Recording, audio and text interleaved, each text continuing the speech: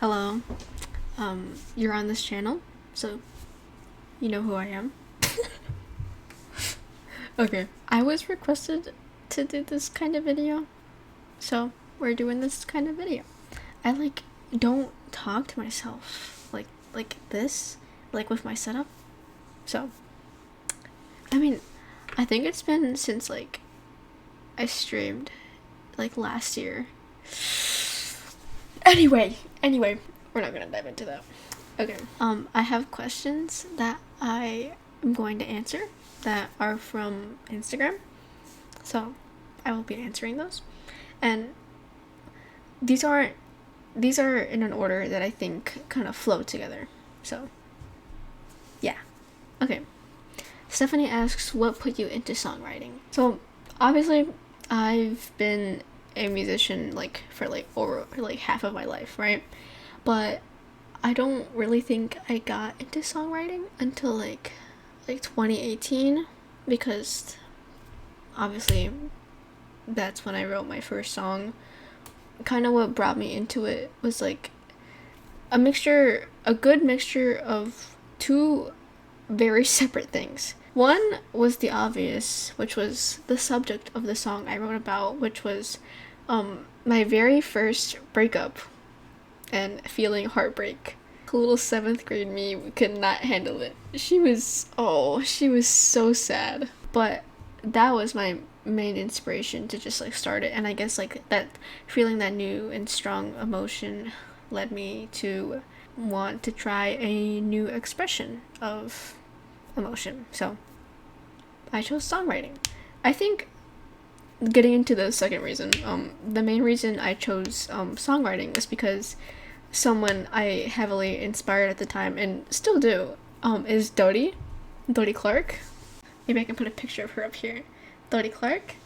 Yeah, I was just around that time was when I started no, even before, I had been following her and just I don't know, enjoying her songs, and I was she kind of like me. I might have to pick that up, and so I did. I picked up songwriting, and here I am now. So, all of you can thank Eric for breaking my heart and making me songwrite. Thank you, Eric. Aiden asks, would you say perfect pitch makes it easier to write music? Yes and no. Okay, there's a lot of branches that my mind can go to right now. I kind of have perfect pitch. You're gonna yell at me and be like, oh no, you literally have perfect pitch. I've heard you blah blah blah, whatever. I developed perfect pitch from relative pitch, but my pitch isn't instant, as if someone who was kind of naturally given it. I kind of had to develop mine. As one Adam Neely would say, I have developed quasi-perfect pitch, which is, yes, I can identify each note individually relatively quickly, quicker than some other people could, but I learned that. Anyway, oh my gosh, that's not even the question. Yes and no. Yes, because it makes transferring songs from different instruments easier. Because sometimes I'll write a song on a ukulele, I'll get a couple chords and be like, this is swag, and then I'll be noodling on the piano and be like, these chords would sound better on the piano. And so having perfect pitch kind of helps me transfer what I have on ukulele, because it's kind of hard to tell what the names of chords are you're playing on ukulele unless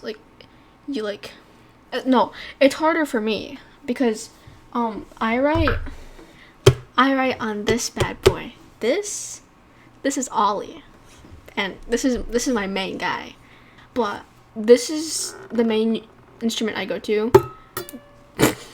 This is the main instrument I go to when I start writing a song, and it's harder for me to compute names of chords. I know chords based off of their chord shape, but in concert uke. So this chord shape is a G in concert uke, but it's a D on this uke because it's a baritone ukulele. Look at this guy. This is my favorite thing ever. But yeah, But having perfect pitch, even though I don't necessarily know what chords I'm playing on this ukulele, I can kind of remember what it sounded like, or listen back to a recording I took of like something I was writing, and then just put it on the piano. So that helps in that sense. No, because perfect pitch makes me go insane with my intonation, and kind of feeds into my perfectionism almost, where I'll like record things and then I won't want to release it because of like very obscure intonation issues that I hear. Like with the recent release I just had now, there are like so many instances where I'm like, should I not release this because there's like some parts where I just sound really flat, and I was just like, no, that kind of like adds to like the rawness of the concept that I was going for. So I left it in there.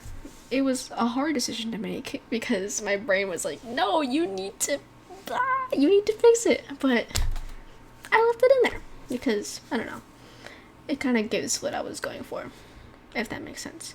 What does help me, though, with writing music, what makes music like, easier for me to write is my knowledge of music theory. So if you go to Warren, take music theory. Okay, that's my ad for music theory at Warren. Okay. Lily asks, do you write a melody or lyrics first? Usually I write lyrics first, actually. But usually before I write lyrics, I'll do a chord progression. The way I start writing, like a lot of the time, not all the time, but a lot of the time, I grab Ollie, or I grab a ukulele, usually Ollie, and then I start messing around with like different chord shapes. Like a lot of chord shapes I like messing around with are like major sevens, add nines, diminished chords. I like my diminished chords. Yeah, I just mess around with chord shapes, and again, music theory is my best friend because I know what chords kind of align together and sound good. So I'll write a chord progression, and then whatever emotion I'm feeling at the time, I write about it, and then I write a melody that fits the lyrics correctly into the chord progression. I decide how fast or slow I want the chords to go. Boom, there's a song. So yeah. But other times, if I don't write that way, I write lyrics out first because sometimes my emotions are just too strong and I need to write something out, and then I write it, and then I write a chord progression for it because a song needs chords. Well, how I write, that's subjective. But anyway, I write chords under it, and then boom, there's another way to have a song. For example, Change Your Mind, I decided I needed to let out my emotions over like literally the most debilitating crush I've ever had in my life. So I wrote the lyrics for it first, and then I started writing chords for it as I kept writing it. That's also what happens a lot. I write lyrics little by little, and then I add chords onto like the different sections of the song. That's kind of how I go about it. So yeah. Sandro asks, how do you decide how a song will sound? Again, depends on how I start the writing process. If I start with the chord progression first, and then the chord progression happens to be a little melancholy ditty, I'll write something sad, which is usually what ends up happening because there's a lot of things going on in my brain. But if I start with the lyrics first, and the lyrics end up being happy, I write up an upbeat progression. Yeah. The way I get the songs to sound a certain way, though, is more music theory heavy. Like, I actually like a lot like goes through my head when I'm like trying to like get a song to sound like a certain mood or like a certain way. But I'm not gonna get into that because I'm sure that would bore most of you. But if you do have music theory knowledge, here's one little Nisa songwriting tidbit I will give to you. I have a very simple, specific chord progression that I always go back to when I'm writing specifically about derealization. It's just a 1 chord to a 4 chord, back to a 1 chord, back to a 4 chord, or some kind of variation of that. I think it's my own little nod to something of a leitmotif in my music. Like, I can give you examples. This is so goofy. There's gray.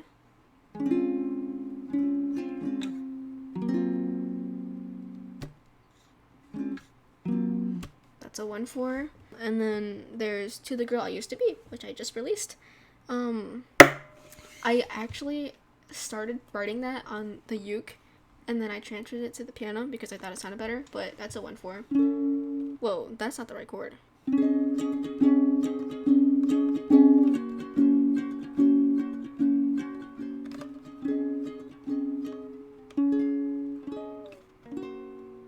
That's a 1/4. That's my little take on having my own little leitmotif. This is my last question that I have. Stephanie again asks, what gives you inspiration for music?